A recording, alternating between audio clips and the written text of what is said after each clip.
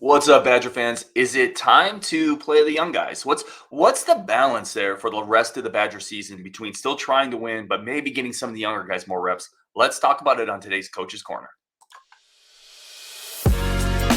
You are Locked On Badgers, your daily podcast on the Wisconsin Badgers. Part of the Locked On Podcast Network, your team every day.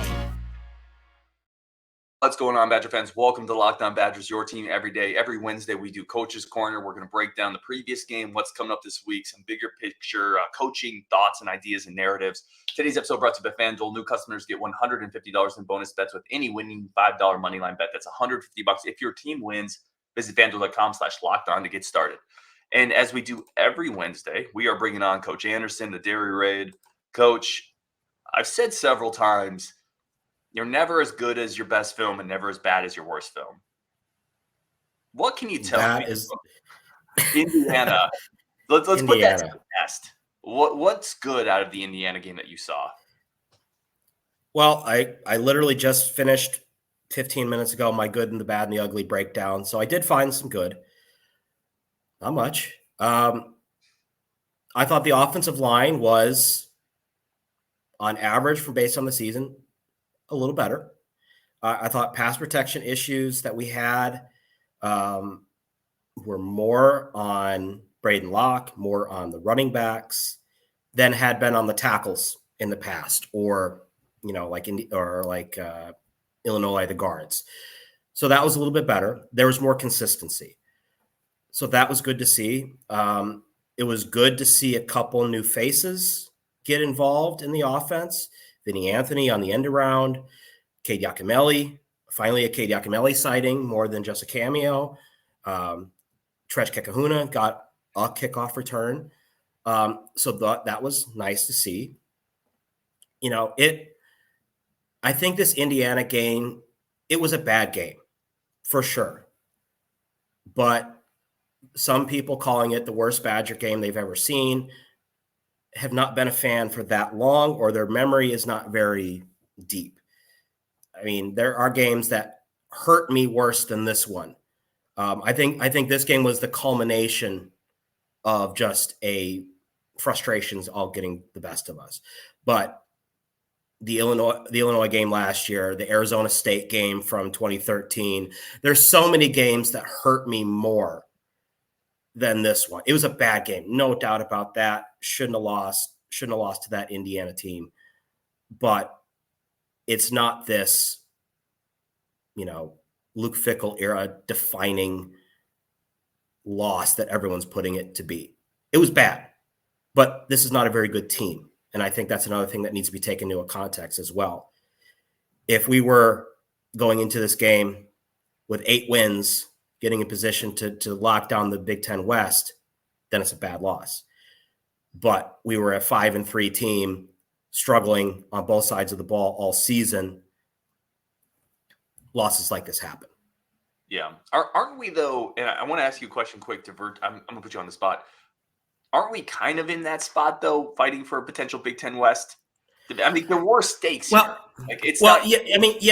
Yes. When with the state of how bad the Big Ten West is, or how open it is, in that case, yes. So maybe my context is a little bit more like fighting for a Big Ten championship. Maybe that's a better way to put it.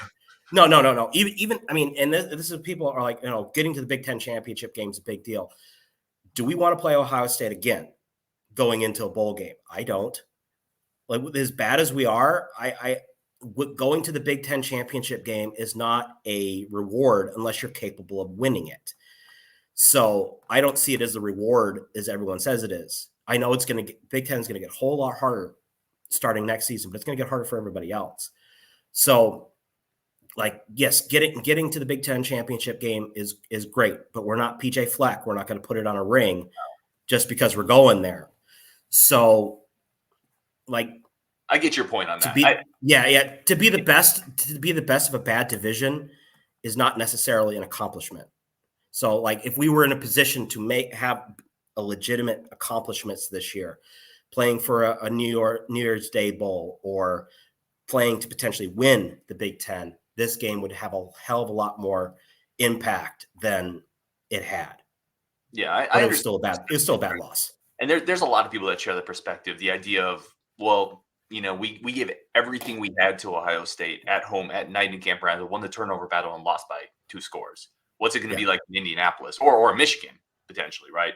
Yeah. And nobody wants to go and get thunderstruck, 49-14, and that's a terrible showing. So I want to put you on the spot really, really quick and then get into a question about younger players. I have it on my board back here, so I'm going to just take this 1 second.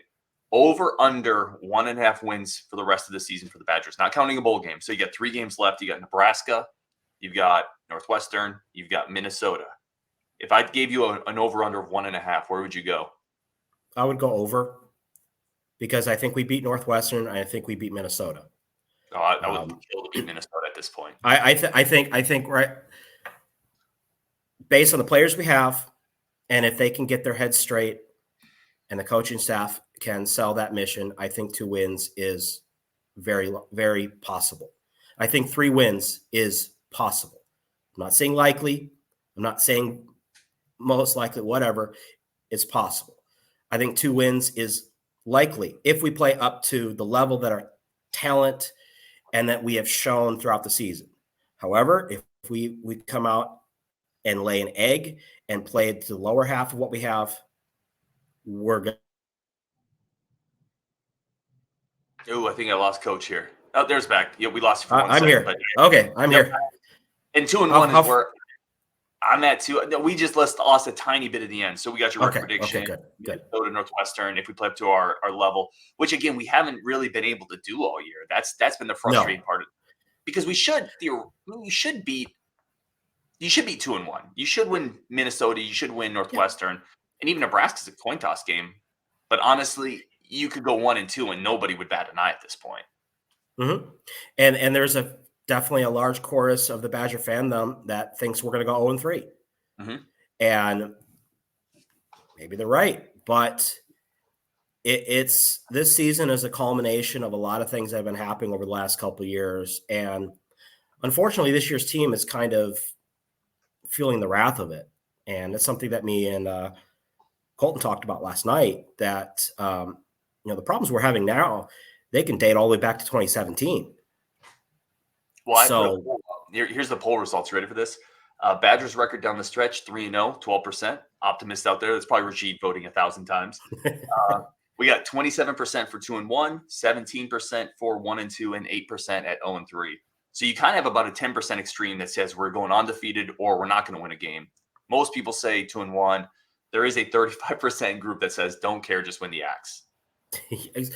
And for some people, I mean, a lot of the people out here watching this are gonna get really mad at me when I say this. I'm a Chicago Bears fan, and beating the Green Bay Packers that's a winning season for me. And we haven't done it very much in my lifetime.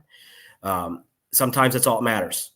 And now for this Badgers team, it is not all that matters, but it's definitely on the way. Yeah. So let's beat Minnesota. Let's win the axe. That would be enormously nice way to cap off this season. Absolutely. All right, well, we're going to take a quick break here. We're going to come back. We're going to ask Coach an interesting question that a lot of fans kind of wrestle with. At what point do you maybe start looking at some younger players, maybe some packages with younger players? How does that affect the rest of the year potentially? Is that something that coaches will do? We're going to get Coach's take on that next on Locked On Badgers. But first, a quick break for our friends of the show over at Jace Medical. And listen, we spend a lot of time talking together. You, me, and together, we get fired up for wins. We get depressed for losses. We have therapy in between. Who starts, who sits. I'm thankful for that connection we have. Today, I want this chat to be a little more personal.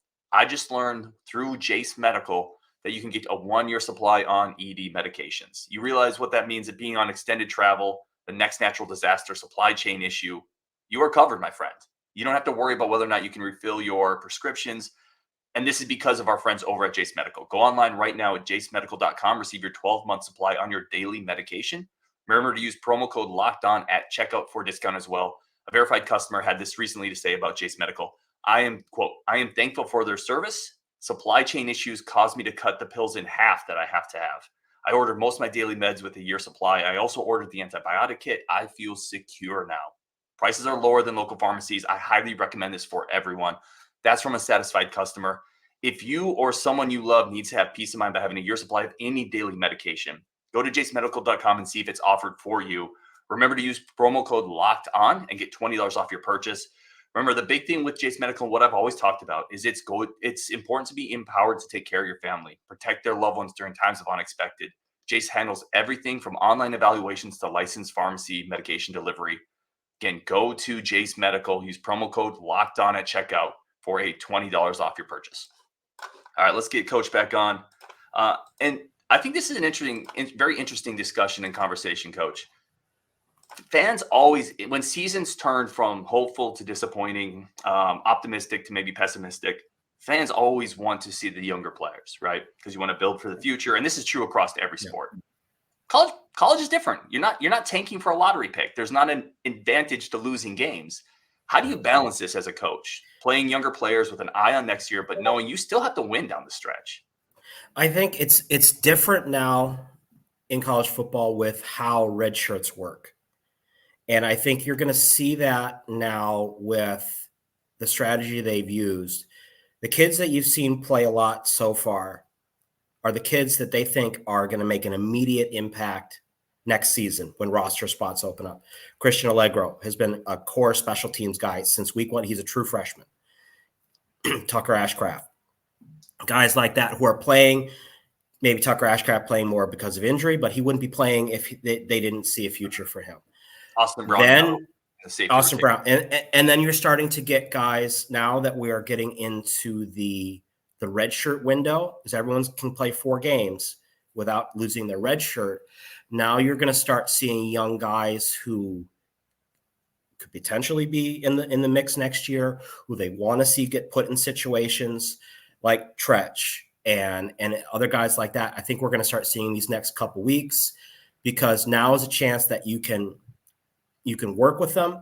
They've earned the playing time, but the balance between earning the playing time and losing the red shirt, now that that's gone, it's more likely that they're going to get it and they're going to play more. And that's going to help with depth.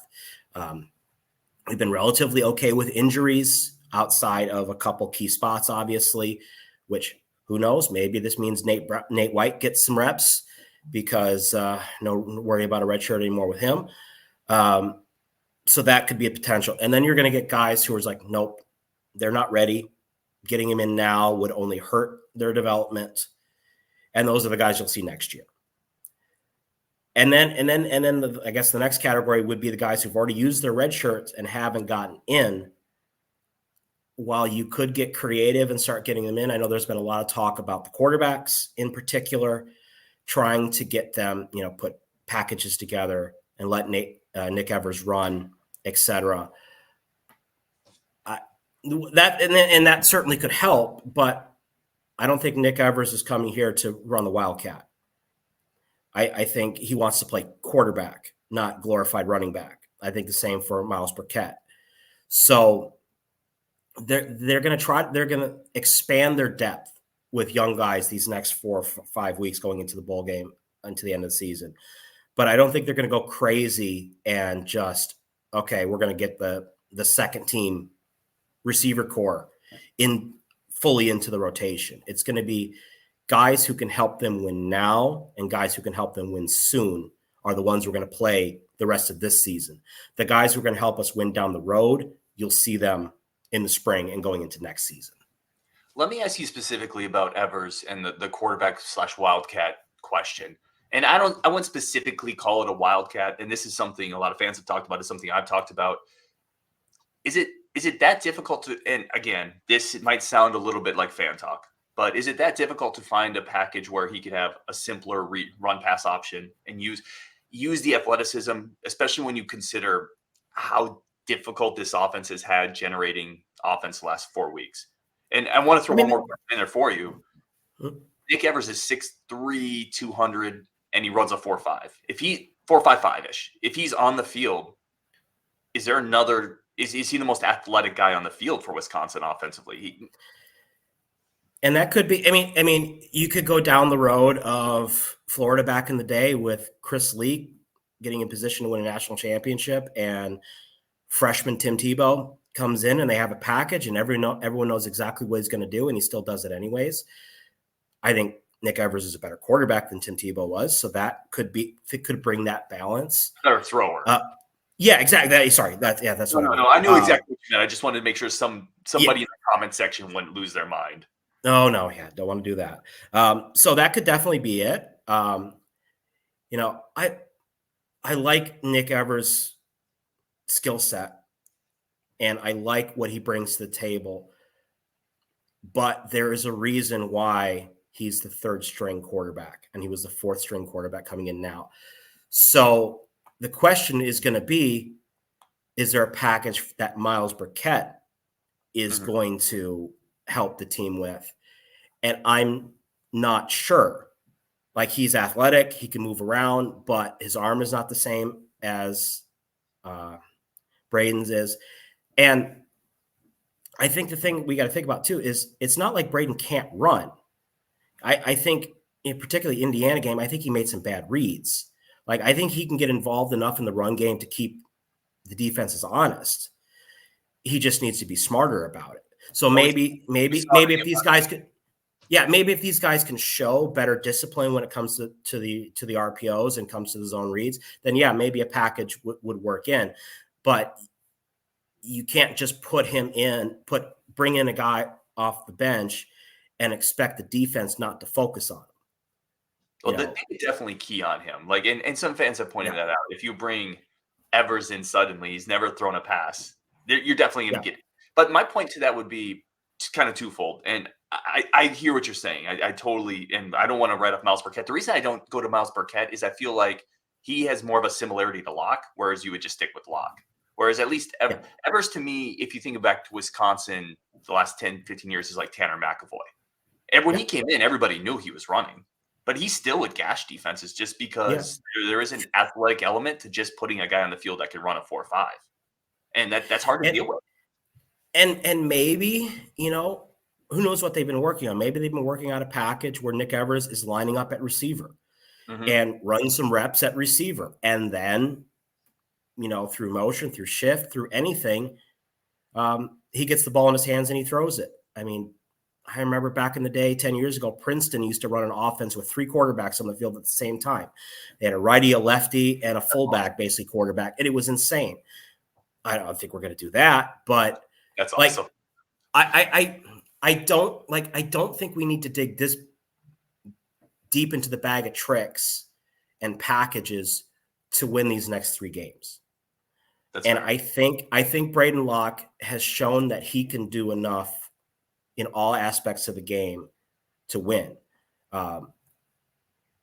But if we want to add another element, another dynamic, that could be a way to go, especially right now when our running back situation is not ideal. Well, and there's also a chance. I mean, certainly that in practice they've repped some type of package with Evers, and it hasn't looked good. Like, it's possible that he hasn't grasped that portion of whatever. So, I mean, certainly, I'm just kind of speaking into the wind here. It's just tough to see the offense struggle, and you at least have that type of athlete on the bench, but it's something that fans talk about as well. You mentioned almost shipped off Evers because I think we kind of beat that one to death a little bit. Guys like Allegro, Austin Brown, how big are these reps for them going into next year? Oh, it's huge because the biggest football is football. They know how to play football, and they're excelling in practice. There's no problems there, but the situation to going from, Christian Allegro went to a small prep school in Connecticut, and now he's going to be in Camp Randall Stadium with close to 80,000 people. It's a different dynamic. And for these kids to get realistic reps in a situation like that and to learn how to put the blinders on and only focus on what's in front of you, it's huge. And the fact that they are playing early and excelling at the roles that they have is a really good sign of things to come. Because in Wisconsin history, we don't play freshmen early often unless they show something. I mean, in the last few years, the people I can think of, Herbig, Chris Orr started as a freshman before he hurt himself. Benton played. Benton, and on offense, Jonathan Taylor. Him. Like, we're talking about quarterbacks too. The last time a freshman quarterback played for us was what? Brooks Bollinger? I mean, it's been a while. Yeah, it's been a hot minute for sure. And that's a good point. So the fact that these kids are playing, and like we saw in the Illinois game, like they had a plan for Allegro. And so they're already thinking ahead. And he's the type of guy, especially, that could help this defense. Like, I think we could actually see him get in the defensive rotation because his lateral speed is something we're missing in the linebacker core. And it's a signal of change of how linebackers are going to look in this system going forward. They're going to be a lot more like Christian Allegro and a lot less like Jordan Turner. Or Muma. Yeah, exactly. So we're going to start seeing more guys like that. And if they can play, get them in. Yeah. Well, and to your point, Allegro he played a lot of secondary in that prep school in college. He was a safety, linebacker. He's a multi-sport star. And then you look at the class coming in, Lafayette, athlete in space, Heiberger, major athlete. Like, that's who they've targeted. They've targeted big, rangy athletes. Raphael Dunn might be a linebacker. We don't really know. That's another rangy, big athlete. Yeah. Well, and that's what I really like about the change in recruiting. Nothing against how the team was built before, but I really like these. They're not tweeners. They are guys of certain athletic, like Raphael Dunn could be a defensive end or he could be a safety, depending on what direction you want to go with him. And that, for a coach, is exciting because you can let his ability dictate where he goes and not just his body type. The offensive linemen that we bring in up until this past recruiting cycle, well, they all fit the same body type and they're all going to do about the same thing. And that's what you got. You don't have, and when one guy shows himself to be above that, well, that's the guy you build the run game around. But when you have these guys who, you may be recruiting them for a specific role, but based on their body type, they could fill several. That means you have a much higher chance of them sticking and finishing and being something instead of he's a hit and miss. And we've had hit and misses in the past in this program where guys come in with a lot of potential and then they fizzled out, but then you have nowhere else to put them. I think you're building I think you're building a more versatile roster. Yeah.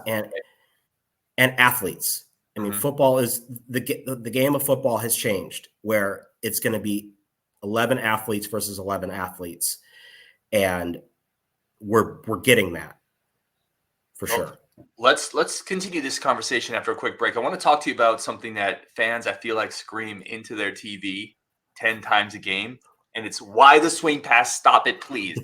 I want to talk about that next on Locked On Badgers. But first, a quick break for our good friends of the show over at Prize Picks. Prize Picks is the largest independently owned daily fantasy platform in North America. And it is the largest for a reason. It's the easiest to use. It's simple. And they finally solved the biggest problem with daily fantasy sports. You don't have to compete with thousands of people anymore. People in their with tons of time in their basements crunching thousands of numbers, where regular Joes like you and I have no chance of winning. Prize Picks has taken that off the table. All you have to do now is compete between yourself and the numbers. You pick between 2 and 6 players, stats over or under certain categories. That's it. That's all. Is Braden Locke going to have more or less passing yards than what Prize Picks puts out there? That's all you have to pick. And if you win, the winnings roll in. It's fast, simple, in and out of the site. Make your picks in under 60 seconds, which I absolutely love. Very intuitive to use. And there is a reason we do it on the Locked On Network. It is the best place to do this. Go to prizepicks.com/lockedoncollege. Use code LOCKEDONCollege for a first deposit match up to $100. prizepicks.com/lockedoncollege. Use code LOCKEDONCollege for a first deposit match up to $100. Prize Picks, daily fantasy sports made easy. Coach, let's get into it, buddy. People don't like the swing pass anymore. Here's how I'd phrase it, and I want you to kind of get into your take on this. I understand the point of it in the ecosystem that Phil Long was trying to build. I understand it's a bit of an extension of a running game. I think you've talked about that specifically. It's kind of a toss in a way. It's a way to get your guy out of space. At the end of the day, Jackson Aker and Braylon Allen just aren't very good at it. I threw it up here. They have 39 total receptions between the two of them for 141 combined yards. That seems, from a statistical output and from an eye test, a really inefficient way to use them. There is. And now with the swing passes in this offense, there's two types of swing passes. There is the bubble screen where it is a designed swing pass. The ball is going there, or it's a part of a package where the swing pass is an option. And then there are swing passes that come as an outlet on another pass pattern. So when it comes to the outlets on a deeper pass pattern, essentially what you were exchanging a swing pass for is forcing the ball into a bad spot to either get a turnover or at best an incomplete pass. So the way that I can see it there is you are essentially getting a high percentage chance to gain yards in a situation where yards aren't there. Now that might be 1 yard, that might be 0 yards, but there is a potential there. And that route is there. Now, in my personal opinion, I don't use swing passes in that way. I tend to put my running backs in the flat because there's a better chance to gain yards off it. However, that changes the dynamic for the quarterback where his eyes are going to be. And for my system, I'm not looking as far downfield, so maybe that makes my stuff easier. And then there are the bubble screens and the access throws tagged on the back of like a package play where he has a quick pass concept on one side and a bubble screen on the other. That just comes down to a leverage read, and that comes down to the quarterback looking at the field and deciding which side of the field gives me the best option.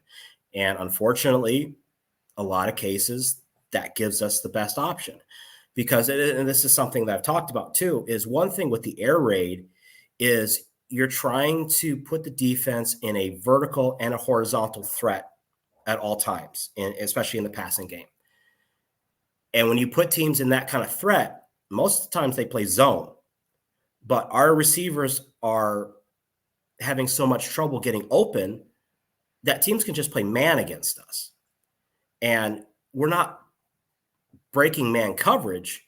So really, sometimes the only option is to throw that swing pass. And the leverage read gets easier for the quarterback where he just decides, well, these guys can't win on this side. I'm just going to get it over here and get it quick and easy. There are more varieties of things that the running back can do, and we have been seeing a couple different routes. We're seeing a little more angle routes. But I would say the swing pass and how we're using it is not just an extension of the run play, the run game. It is essentially, most of the time, it is showing that we're actually failing downfield. So at least we're going to get something out of the play instead of guaranteed nothing. Well, and it feels like defensively, teams are totally fine with giving that up because it just doesn't hurt them. Yeah, and that's how most defenses play, and it's how I do too. Is you play downhill, and you got to make a tackle in space. You can make a tackle in space. So this, again, just kind of walking through this, and again, your explanations are awesome because it provides a coaching context to what we see as fans, and I think the different perspectives are really helpful. Is there ever at any point of consideration, and now this will cause defenses to potentially key differently and see different things, but let's try to find maybe a different guy we can put out. Maybe it is a Yacamelli. Maybe I think Nate White's not ready, and Ches would have been better in that role, almost certainly. But at some point, like I can definitely understand the rationale. The leverage is there. That's the right read. But I guess the bigger point I'm trying to make is it the right read if it's a really inefficient player to be put in that spot? Because those are downhill players, and putting them in space is tough. And we've seen with those plays, they are hit and miss. And both Braylon and Jackson have caught those balls in space and turned them upfield for 6-7 yard gains. It's happened more often than people will give them credit for. But they are not built to do that. That's what Ches was here for. That should have been Ches's role. That could be, and probably now will be, Cade Yacamelli's role, because I think once Braylon gets healthy, I think the Indiana game proved that Jackson and Cade Yacamelli are not combined to make Braylon Allen. They're complements to Braylon Allen. Mm-hmm. And so I think we're going to start seeing, once Braylon gets healthy, more of a running back by committee where Braylon's going to take his reps that he needs, and then Jackson and Cade are going to start divvying up a little more of a roles for them to take away the other reps, maybe some of the reps that Ches would have had, and to spell Braylon at the same time. At least I hope. I think Cade Yacamelli showed in the Indiana game that he has the skill set to succeed in this offense. He doesn't have the maturity in the position to be an every down back or to be a key contributor yet. I think we saw in the Indiana game why we haven't seen him to this point. I think he made a lot of rookie mistakes, if you want to call it that. But he also showed flashes that, wow, this kid can run, and he runs with power. And, he's an athlete. He's a good athlete.